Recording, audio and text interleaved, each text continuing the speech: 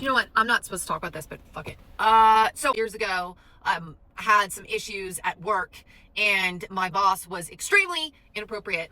And I went to HR and I reported him, and they put me on unpaid medical leave and let him continue to work. And so I filed a lawsuit, and it took years, and it was awful. And Gloria Allred was my attorney, and so she brought it to a conclusion.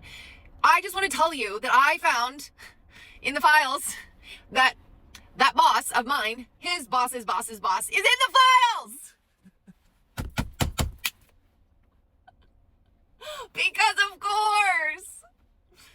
course. And it's so, I'm laughing because it's like so obvious, and I can't believe like for years I didn't even ever like assume that it was higher up. You know, like I assumed it was like being allowed somewhat somewhere, but it's a very large company. So anyway, it's just crazy. And you know, what really bugs me about it is that I spent years in therapy, years in therapy over the question that many women will resonate with, which is, how did I let that happen to me?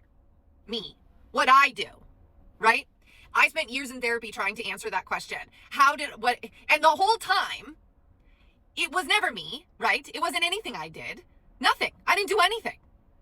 It wasn't ever my fault. And I came to heal with that within myself. But what I didn't ever realize is I came to peace with that it was him. But this just shows me that it's not just him. It's that it was always going to be allowed. That was always going to be okay. All the way up to the top. That was always going to be fine. What he did was always going to be fine. It didn't matter that he got found out. They just, settled out of court. Moving on. Yeah, in the files. Wow. Okay. Fuck these men, dude. Fuck all of them.